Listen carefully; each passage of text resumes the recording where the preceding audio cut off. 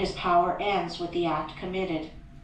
The result of the act cannot be altered, annulled, or escaped. It is irrevocable. Evil thoughts and deeds produce conditions of suffering. Good thoughts and deeds determine conditions of blessedness. Thus man's power is limited to, and his blessedness or misery is determined by, his own conduct. To know this truth renders life simple, plain, and unmistakable. All the crooked paths are straightened out. The heights of wisdom are revealed, and the open door to salvation from evil and suffering is perceived and entered. Life may be likened to a sum in arithmetic. It is bewilderingly difficult and complex to the pupil who has not yet grasped the key to its correct solution. But once this is perceived and laid hold of, it becomes as astonishingly simple as it was formerly profoundly perplexing. Some idea of this relative simplicity and complexity of life may be grasped by fully recognizing and realizing the fact that, while there are scores and perhaps hundreds of ways in which a sum may be done wrong, there is only one way by which it can be done right, and that when that right way is found, the pupil knows it to be the right, his perplexity vanishes, and he knows that he has mastered the problem. It is true that the pupil, while doing his summing correctly, may and frequently does think he has done it correctly, but he is not sure. His perplexity is still there, and if he is an earnest and apt pupil, he will recognize his own error when it is pointed out by the teacher. So in life, men may think they are living rightly, while they are continuing, through ignorance, to live wrongly. But the presence of doubt, perplexity, and unhappiness are sure inclinations that the right way has not yet been found. There are foolish and careless pupils who would like to pass a sum as correct before they have acquired a true knowledge of figures, but the eye and skill of the teacher quickly detect and expose the fallacy. So in life there can be no falsifying of results. The eye of the great law reveals and exposes. Twice 5 will make 10 to all eternity, and no amount of ignorance, stupidity, or delusion can bring the result up to 11. If one looks superficially at a piece of cloth, he sees it as a piece of cloth. But if he goes further and inquires into its manufacture, and examines it closely and attentively, he sees that it is composed of a combination of individual threads, and that, while all the threads are interdependent, each thread pursues its own way throughout, never becoming confused with its sister thread. It is this entire absence of confusion between the particular threads which constitutes the finished work a piece of cloth. Any inharmonious commingling of the thread would result in a bundle of waste or a useless rag. Life is like a piece of cloth, and the threads of which it is composed are individual lives. The threads, while being interdependent, are not confounded one with the other. Each follows its own course. Each individual suffers and enjoys the consequences of his own deeds, and not the deeds of another. The course of each is simple and definite, the whole forming a complicated, yet harmonious, combination of sequences. There are action and reaction, deed and consequence, cause and effect, and the counterbalancing reaction, consequence, and effect is always in exact ratio with the initiatory impulse. A durable and satisfactory piece of cloth cannot be made from shoddy material, and the threads of selfish thoughts and bad deeds will not produce a useful and beautiful life, a life that will wear well and bear close inspection. Each man makes or mars his own life. It is not made or marred by his neighbor, or by anything external to himself. Each thought he thinks, each deed he does, is another thread, shoddy or genuine, woven into the garment of his life. And as he makes the garment, so he must wear it. He is not responsible for his neighbor's deeds. He is not the custodian of his neighbor's actions. He is responsible only for his own deeds. He is the custodian of his own actions. The problem of evil subsists in a man's own evil deeds, and it is solved when those deeds are purified. Says Rousseau, "Man, seek no longer the origin of evil. Thou thyself art its origin." Effect can never be divorced from cause. It can never be of a different nature from cause. Emerson says, "Justice is not postponed. A perfect equity adjusts the balance in all parts of life." And there is a profound sense in which cause and effect are simultaneous and form one perfect whole. Thus, upon the instant that a man thinks, say, a cruel thought, or does a cruel deed, that same instant he has injured his own mind. He is not the same man he was the previous instant. He is a little viler and a little more unhappy, and a number of such successive thoughts and deeds would produce a cruel and wretched man. The same thing applies to the contrary, the thinking of a kind thought, or doing a kind deed. An immediate nobility and happiness attend it. The man is better than he was before, and a number of such deeds would produce a great and blissful soul. Thus individual human conduct determines, by the faultless law of cause and effect, individual merit or demerit, individual greatness or meanness, individual happiness or wretchedness. What a man thinks, that he does. What he does, that he is. If he is perplexed, unhappy, restless, or wretched, let him look to himself, for there and nowhere else is the source of all his trouble. End of chapter 3. Recording by Andrea Fiore.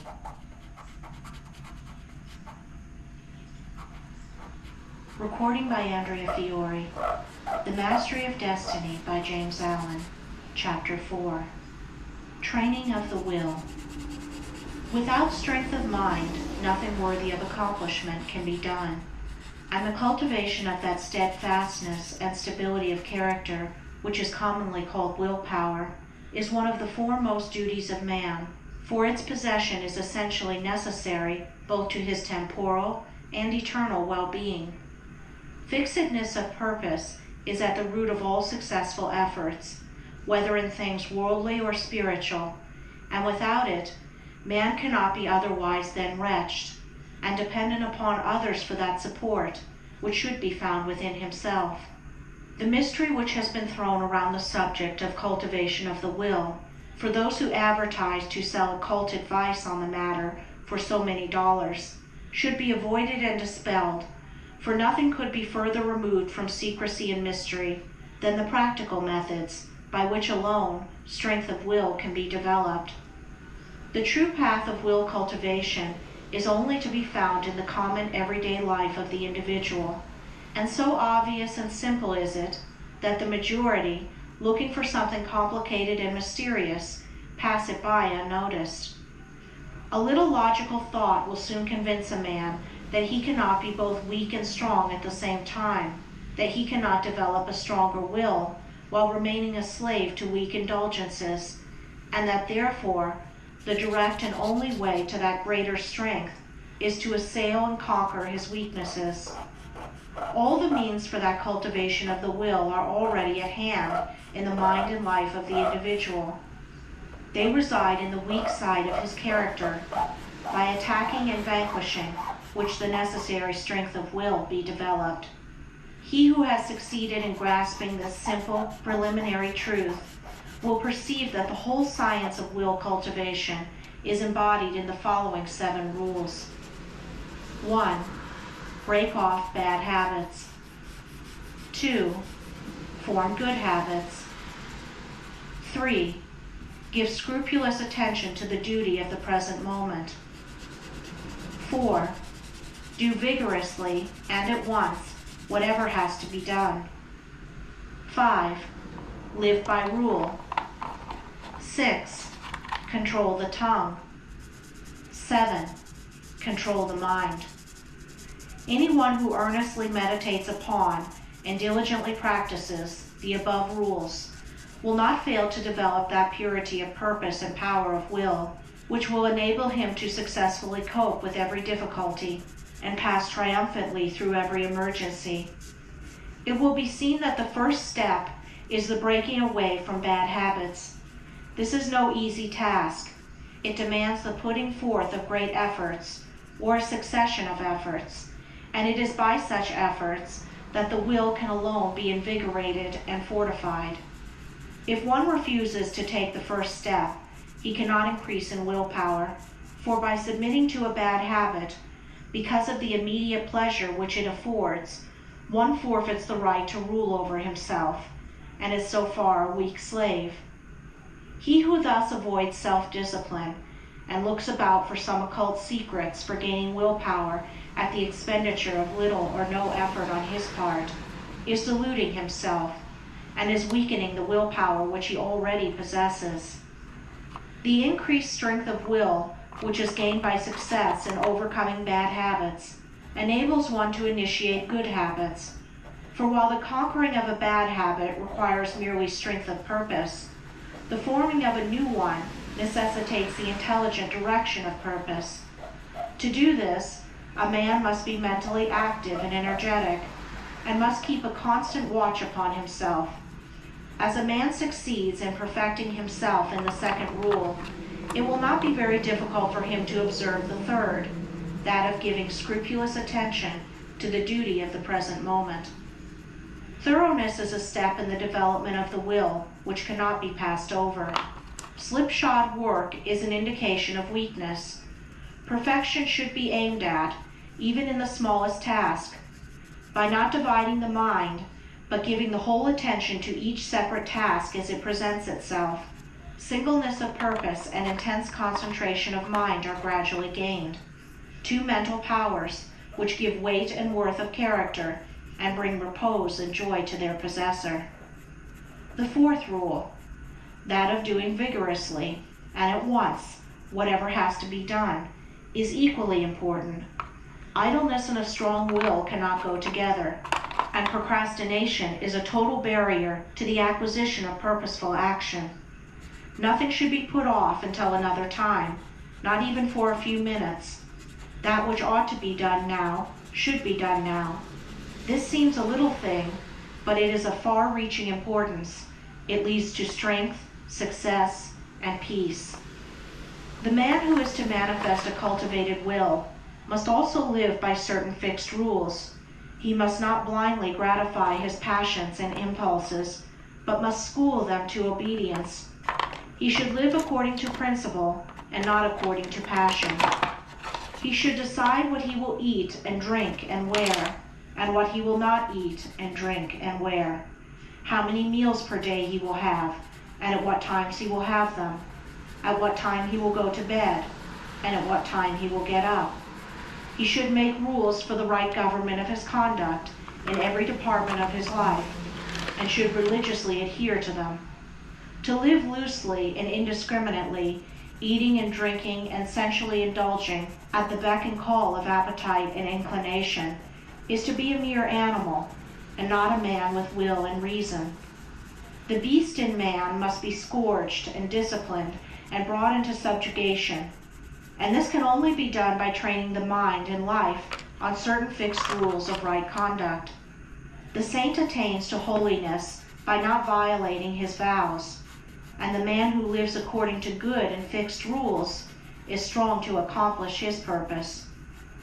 The sixth rule, that of controlling the tongue, must be practiced until one has perfect command of his speech, so that he utters nothing in peevishness, anger, irritability, or with evil intent. The man of strong will does not allow his tongue to run thoughtlessly and without check. All these 6 rules, if faithfully practiced, will lead up to the 7th, which is the most important of them all, namely, rightly controlling the mind. Self-control is the most essential thing in life, yet least understood. But he who patiently practices the rules herein laid down, bringing them into requisition in all his ways and undertakings, will learn, by his own experience and efforts, how to control and train his mind, and to earn thereby the supreme crown of manhood, the crown of a perfectly poised will. End of chapter 4. Recording by Andrea Fiore.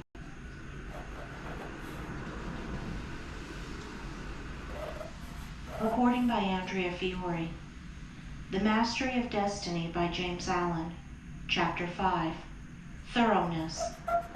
Thoroughness consists in doing little things as though they were the greatest things in the world. That the little things of life are of primary importance is a truth not generally understood, and the thought that little things can be neglected, thrown aside, or slurred over is at the root of that lack of thoroughness which is so common and which results in imperfect work and unhappy lives. When one understands that the great things of the world and of life consist of a combination of small things, and that without this aggregation of small things, the great things would be non-existent, then he begins to pay careful attention to those things which he formerly regarded as insignificant.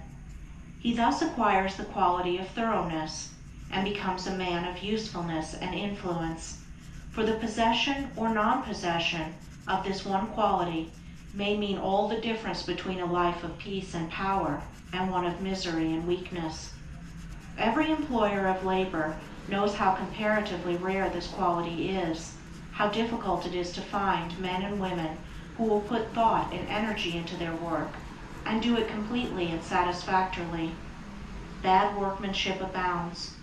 Skill and excellence are acquired by few. Thoughtlessness, carelessness, and laziness are such common vices that it should cease to appear strange that in spite of social reform, the ranks of the unemployed should continue to swell. For those who scamp their work today will another day, in the hour of deep necessity, look and ask for work in vain. The law of survival of the fittest is not based on cruelty, it is based on justice. It is one aspect of that divine equity which everywhere prevails. Vice is beaten with many stripes. If it were not so, how could virtue be developed? The thoughtless and lazy cannot take precedence of, or stand equally with, the thoughtful and industrious. A friend of mine tells me that his father gave all his children the following piece of advice. Whatever your future work may be, put your whole mind upon it and do it thoroughly. You need then have no fear as to your welfare, for there are so many who are careless and negligent that the service of the thorough man are always in demand. I know those who have, for years, tried in almost vain to secure competent workmanship in spheres which do not require exceptional skill, but which call chiefly for forethought, energy, and conscientious care. They have discharged one after another for negligence, laziness, incompetence, and persistent breaches of duty, not to mention other vices which have no bearing on this subject. Yet the vast army of the unemployed continues to cry out against the laws, against society, and against heaven. The cause of this common lack of thoroughness is not far to seek. It lies in that thirst for pleasure, which not only creates a distaste for steady labor, but renders one incapable of doing the best work, and of properly fulfilling one's duty. A short time ago, a case came under my observation, one of many such, of a poor woman who was given, at her earnest appeal, a responsible and lucrative position. She had been at her post only a few days when she began to talk of the pleasure trip she was going to have now she had come to that place. She was discharged at the end of a month for negligence and incompetence. As two objects cannot occupy the same space at the same time, so the mind that is occupied with pleasure cannot also be concentrated upon the perfect performance of duty. Pleasure has its own place in time, but its consideration should not be allowed to enter the mind during those hours which should be devoted to duty.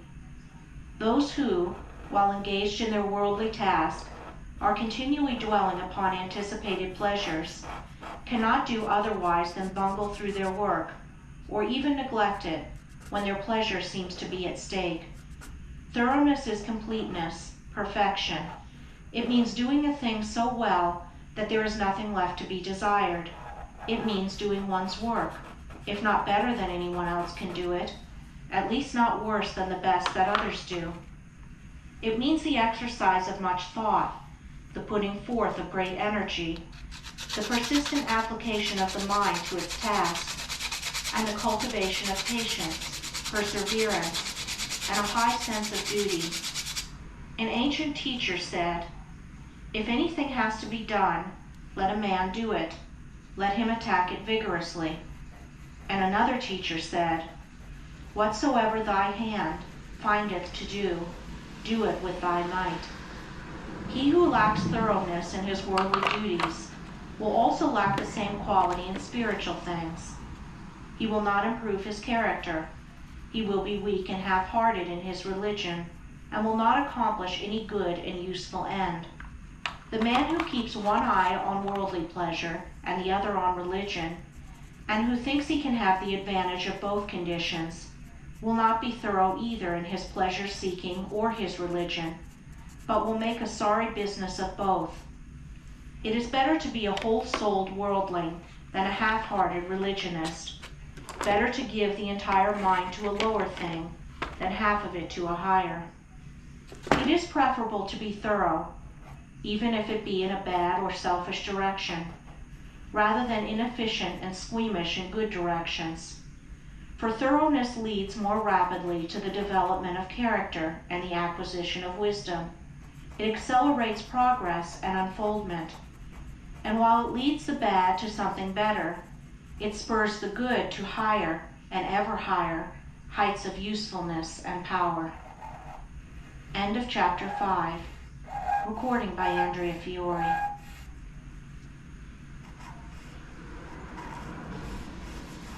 Recording by Andrea Fiore. The Mastery of Destiny by James Allen. Chapter 6. Mind Building and Life Building. Everything, both in nature and the works of man, is produced by a process of building. The rock is built up of atoms. The planet, the animal, and men are built up of cells. A house is built of bricks, and a book is built of letters. A world is composed of a large number of forms, and a city of a large number of houses. The arts, sciences, and institutions of a nation are built up by the efforts of individuals. The history of a nation is the building of its deeds. The process of building necessitates the alternate process of breaking down. Old forms that have served their purpose are broken up, and the material of which they are composed enters into new combinations. There is reciprocal integration and disintegration. In all compounded bodies, old cells are ceaselessly being broken up, and new cells are formed to take their place. The works of man also require to be continually renewed until they have become old and useless, when they are torn down, in order that some better purpose may be served. These two processes of breaking down and building up in nature are called death and life. In the artificial works of man, they are called destruction and restoration. This dual process, which obtains universally in things visible, also obtains universally in things invisible. As a body is built of cells and a house of bricks, so a man's mind is built of thoughts. The various characters of men are none other than compounds of thoughts of varying combinations. Herein we see the deep truth of the saying, "As a man thinketh in his heart, so is he." Individual characteristics are fixed processes of thought. That is, they are fixed in the sense that they have become such an integral part of the character that they can only be altered or removed by a protracted effort of the will and by much self-discipline. Character is built in the same way as a tree or a house is built, namely, by the ceaseless addition of new material, and that material is thought. By the aid of millions of bricks, a city is built. By the aid of millions of thoughts, a mind, a character, is built. Every man is a mind builder, whether he recognizes it or not. Every man must perforce think, and every thought is another brick laid down in the edifice of mind. Such bricklaying is done loosely and carelessly by the vast number of people, the result being unstable and tottering characters that are ready to go down under the first little gust of trouble or temptation. Some also put into the building of their minds large numbers of impure thoughts. These are so many rotten bricks that crumble away as fast as they are put in, leaving always an unfinished and unsightly building, and one which can afford no comfort and no shelter for its possessor. Debilitating thoughts about one's health, enervating thoughts concerning unlawful pleasures, weakening thoughts of failure, and sickly thoughts of self-pity and self-praise are useless bricks with which no substantial mind temple can be raised. Pure thoughts, wisely chosen and well placed, are so many durable bricks which will never crumble away, and from which a finished and beautiful building, and one which affords comfort and shelter for its possessor, can be rapidly erected. Bracing thoughts of strength, of confidence, of duty, inspiring thoughts of a large, free, unfettered, and unselfish life, are useful bricks with which a substantial mind temple can be raised, and the building of such a temple necessitates that old and useless habits of thought be broken down and destroyed. Build thee more stately mansions, O my soul, as the swift seasons roll. Each man is the builder of himself. If he is the occupant of a jerry-built hovel of a mind that lets in the rains of many troubles, and through which blow the keen winds of oft reoccurring disappointments, let him get to work to build a more noble mansion, which will afford him better protection against those mental elements. Trying to weakly shift the responsibility for his jerry-building onto the devil, or his forefathers, or anything or anybody but himself, will neither add to his comfort